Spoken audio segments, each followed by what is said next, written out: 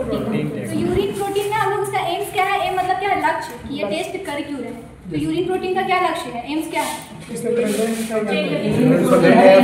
इसमें ये चेक करने के लिए। ओके, तो इसमें सब एम्स तो पता चल गया। अब हम लोग क्या देखेंगे, मैथड्स कि कौन सा मैथड यूज करें। तो इसमें हम लोग एक मैथड है heat and acetic acid method. इसी मैथड को हम लोग यूज करते हैं यूरिन प्रोटीन टेस्ट करने के लिए। मैथड का नाम क्या है, मैथड का नाम क्या है, एक साथ बोलिए। अब इसमें जो रिएजेंट यूज होता है वो होता है ग्लासियल एसिटिक एसिड। एक्चुअली ये बस कंफर्मेशन के लिए होता है कि आपका यूरिन में प्रोटीन है या नहीं। अब प्रिंसिपल का बात करें तो आपका क्या होता है, जब हम लोग यूरिन को, अगर यूरिन में प्रोटीन प्रेजेंट है तो उसको हीट करने से वो कोगुलेट हो जाता है, जम जाता है ऊपर में। ठीक है, क्या होता है, कोगुलेशन। व्हाइट कलर का एक क्लाउडनेस, उस टाइप का एक व्हाइट कलर का ऊपर में क्या हो जाता है, क्लाउडनेस बन जाता है जब यूरिन को हीट करते हैं। तो इसका प्रिंसिपल क्या है कि जब यूरिन को हीट करते हैं हम लोग, जिसमें क्या है प्रोटीन, तो अगर प्रोटीन प्रेजेंट रहेगा तो प्रोटीन क्लॉट बना लेता है व्हाइट कलर का। ठीक है, जैसे अंडा, अंडा नॉर्मली लिक्विड फॉर्म में रहता है, लेकिन उसको हीट करते हो, अंडा क्या है, प्रोटीन है व्हाइट वाला पार्ट ना, उसको हीट करते हो, बॉइल करते हो तो वो पूरा सॉलिड हो जाता है। वैसे ही यूरिन में, अगर यूरिन में प्रोटीन रहेगा तो हीट करने पे वो क्या हो जाएगा, व्हाइट कलर का क्लॉडनेस बन जाएगा। ठीक है, तो ये हो गया इसका प्रिंसिपल। रिक्वायरमेंट में क्या क्या चाहिए हम लोगों को, test tube is most important and Pasteur prepaid या तो प्रॉपर इसको बोलते हैं, सैंपल चाहिए, यूरिन सैंपल, और क्या चाहिए हमें, ग्लासियल एसिडिक, ये बंसन बर्नर भी तो चाहिए। अब इसका प्रोसीजर समझाते हैं। प्रोसीजर में सबसे पहले हम लोग क्या करते हैं, एक टेस्ट ट्यूब लेते हैं, फर्स्ट स्टेप, हर सब चीज़ का पहला स्टेप टेस्ट ट्यूब उठा लो, फिक्स करो इसमें। ठीक है, अब हम लोग सबसे पहले 2 ml या 5 ml इसमें क्या लेते हैं, यूरिन सैंपल। तो इसमें क्या किया, सबसे पहला स्टेप प्रोसीजर में 5 ml यूरिन सैंपल। अब जो यूरिन सैंपल लिए हैं, ठीक है, लगाइए इसमें, दीजिए इतना कम का इससे डालना नहीं, सिर्फ यूरिन नहीं, सिर्फ यूरिन डालना है। देखो अब जो आप यूरिन इसमें लोगे ना,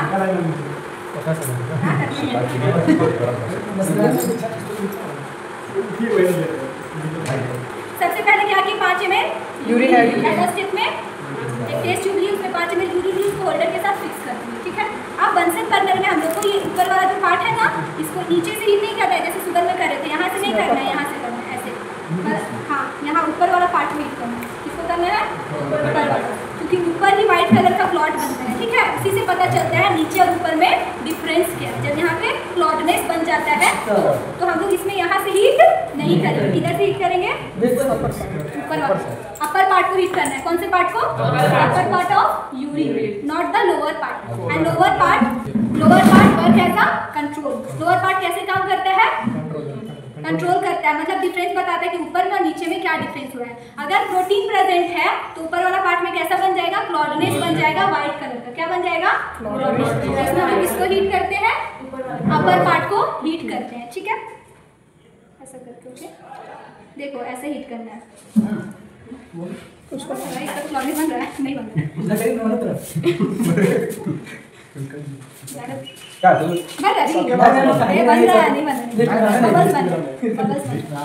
अब देखो, जैसे कि इसमें हम लोग देखेंगे कि क्लॉडनेस बना है या नहीं बना है। इसका नहीं बना है, सिर्फ बबल्स थोड़ा थोड़ा दिख रहा है। ठीक है, तो अगर यहाँ क्लॉडनेस बन जाता, क्या बन जाता, क्लॉडनेस बन जाता, तो हम लोग कंफर्म करने के लिए उसमें क्या डालते हैं, एसिटिक एसिड। क्या डालते हैं, एसिटिक एसिड। ठीक है, क्लॉडनेस बन रहा है तो क्यों डालते हैं एसिटिक एसिड। अगर एसिटिक एसिड डालने के बाद वो क्लॉडनेस जैसा था वैसा ही रहेगा, जो क्लाउडी बना है वो ये डालने के बाद भी वैसे ही रह जाएगा, तो मतलब उसमें प्रोटीन प्रेजेंट है।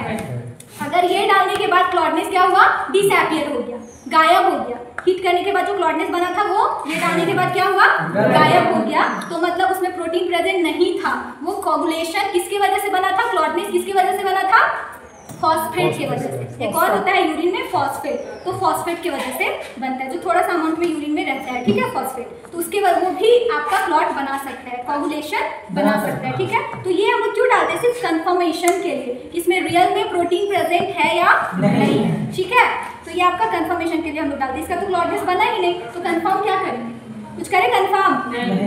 मान के चलो यहाँ क्लॉडनेस बना हुआ, इमेजिन कितना ड्रॉप डालना है, जस्ट इमेजिन, बस कितना भी 2-3 ड्रॉप डाल सकते हैं। जस्ट इमेजिन कि यहाँ पे क्या बना हुआ है,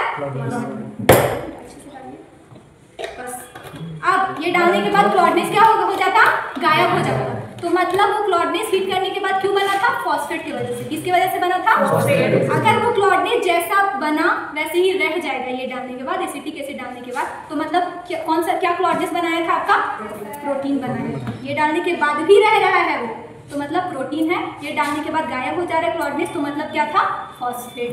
बस इसी से पता चलता है क्लॉडनेस बन रहा है तो प्रोटीन है, नहीं बन रहा है तो प्रोटीन एसिड है। ठीक है, ये कंफर्म करने के बाद ओके। इससे तो अगर किसी के यूरिन में प्रोटीन प्रेजेंट है तो उसको क्या बीमारी हो सकता है, सबसे पहले तो किडनी से रिलेटेड बीमारी होगा। किडनी अच्छे से फिल्टर नहीं कर रहा है और किडनी में जो केमिकल थोड़ा सा हो सकता है उस पेशेंट में भी, लेकिन किडनी का खतरा हो सकता है बहुत ज्यादा बड़ा वाला। ठीक है, कहाँ आया, चलो इलाज करा दो।